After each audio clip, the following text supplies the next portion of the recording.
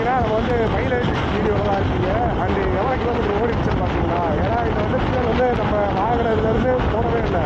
நேற்று ஃபுல்லாக வண்டி ஓடி இருக்குது. இது வந்து செகண்ட் எடுத்து ஓட்டிக்கிட்டு இருக்கோம். இப்போ தான் பார்த்தீங்கன்னா ஃபியூல் வந்து ட்ரை ஆகிற கண்டிஷனுக்கு வந்திருக்கு.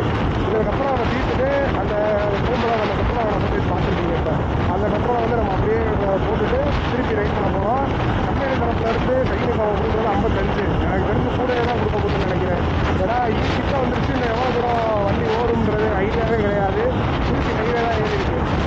அதெல்லாம் எவ்வளோ போகுதுன்னு நம்ம அப்பா கையால் வந்து அப்படி நினைக்கிறேன். வண்டி இப்போ பார்த்தீங்கன்னா 169 ஓடி இருக்கு. அது எவ்வளோ கிலோமீட்டர் ஓடுது.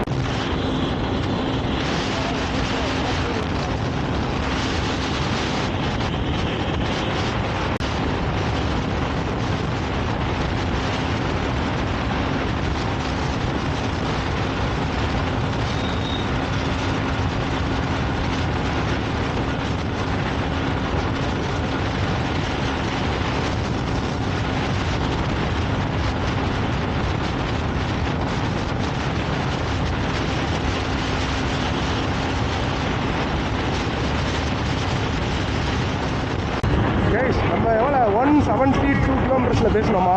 அண்ட் இப்போ எவ்வளோ ஓடிடுச்சுன்னு பாருங்கள். 181 ஓடிடுச்சு. டில்னா வண்டி நல்லா தான் ஓடுது. அண்டு ட்ரைவ் பண்ணுறதுக்காக நான் அதிகபட்சம் வண்டியோட மேக்ஸிமம் பேட்டில் தான் ஓப்பன் பண்ணி ஓட்டுறேன்.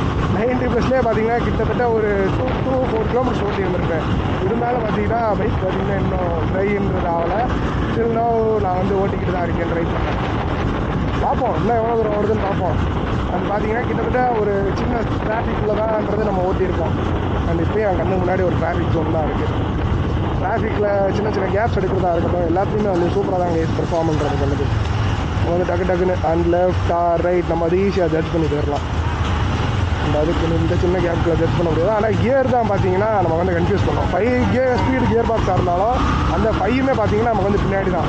நம்ம அந்த பல்சர் நம்ம அப்பாச்சியில் போடுற மாதிரி 1 down and 4 up அந்த மாதிரி பண்ண முடியாது. அந்த பண்ணே பார்த்தீங்களா அந்த ஒரு வண்டி ஓட்ட ஆரம்பிச்சிட்டோம்னா நம்மளால் வந்து ஒரு கான்ஃபிடென்ட் இருக்கும். எல்லா கேப்புமே நம்மளால் ஈஸியாக எடுக்க முடியும். ஏன்னா அந்த பைக்கோடைய வெயிட் அந்த 114 kgs தான். ஆமாம் அதான் கரெக்டுன்னு நினைக்கிறேன். 114 kgs தான். அதுதான் நம்மளை வந்து எந்த ஒரு கேப்பாக இருந்தாலும் கூட டக்குன்னு நம்ம வந்து ஒரு கட் பண்ணி எடுத்து போக நமக்கு நல்லாவே வந்து ஹெல்ப் பண்ணுறது வந்து. கேஸ் இதுவரையும் பார்த்தீங்கன்னா 193 கிலோமீட்டர்ஸ் வந்து நம்ம ஓட்டியாச்சு. அண்டு இன்னும் பார்த்தீங்கன்னா பெட்ரோல் தீர்ந்த பாடு இல்லை. இத்தனையும் 80-90 தான் வந்துக்கிட்டு இருக்கேன். தீர்ந்த பாடு இல்லை. இப்போ டேங்க்குள்ளே எவ்வளோ இருக்குன்றதை பார்ப்போம். நேற்றுலேருந்து இந்த வண்டியோட பெரும் போராட்டமாக இருக்குது.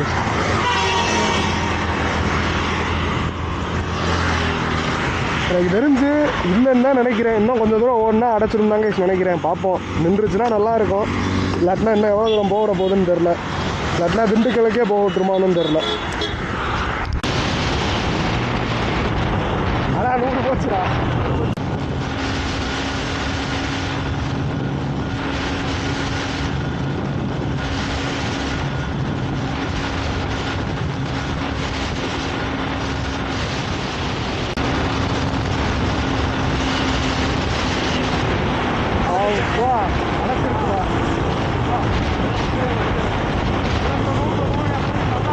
ஏய் 100 போகலடா அடைக்குதுடா.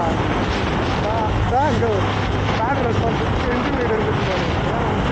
இன்ஜின் லைட் இருந்துச்சு. கேஸ் நீங்கள் யாரும் பார்த்தீங்கன்னா ஒரு ஃபியூல் இன்ஜெக்டர் இருக்கிற வண்டியில்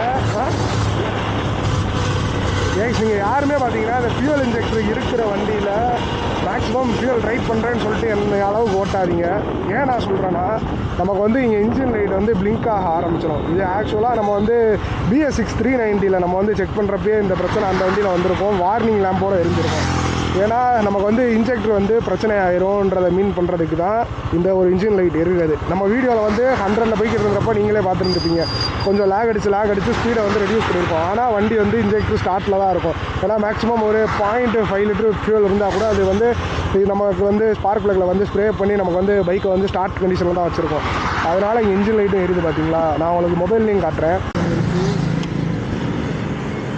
ஏய் பெட்ரோல் தீர்ந்ததுக்கு எவ்வளோ சந்தோஷப்படுவானா அதான் நம்ம போய் சந்தோஷப்படுற மாதிரிங்க. தண்ணி கேன் எடுத்துக்கூடா. இவன் தான் பார்த்தீங்கன்னா வண்டியோடைய ஓனர். அண்டு இவனை வந்து நம்ம வந்து சேனலில் காட்டணுன்றது வந்து இன்னொருத்தருடைய விருப்பம். பெட்ரோல் ஊற்றுறதுக்கு கூட ஏதாச்சும் பேசி தான் வேணும். எனக்கு என்னமோ இந்த பெட்ரோல் கூட தான் கைஸ். நேற்று அந்த ஸ்டார்டிங்கில் வீடியோ பார்த்துருந்தீங்கன்னா தெரியும், பெட்ரோல் வாங்குற வீடியோ. நம்ம 1 லிட்டருக்கு மேலே தான் வாங்கியிருப்போம். அந்த வாங்க நமக்கு எவ்வளோ மைலேஜ் வருதுன்றத இனி ஓட்டி தெரிஞ்சுக்கோன்ற எல்லா திங்ஸையும் தூக்கி உள்ளே போட்டுருவோம். கைஸ் பார்த்தீங்கன்னா இப்போ நம்ம வந்து அந்த வாங்கி வச்சிருந்த பெட்ரோலை போட்டுட்டோம். அண்ட் இப்போ நான் ஸ்டார்ட் பண்ணுறேன் பாருங்க. ஸ்டார்ட் பண்ணிட்டேன். ஆனால் எதுக்கு இன்ஜின் லைட் எரியுதுன்னு தெரில. எரியுமே எப்பயுமே எரியுமா? எப்பயும்லாம் எரியாது. அண்ட் இப்போ நம்ம ட்ரைவ் பண்ணிட்டு ஓட்டினால எரியும்னு நினைக்கிறேன். இப்போ நம்ம ஓட்டுனோடனே நமக்கு மேக்ஸிமம் அமர்ந்துரும் தான் நினைக்கிறேன். ட்ரை பண்ணி பார்ப்போம். ஏறோம்.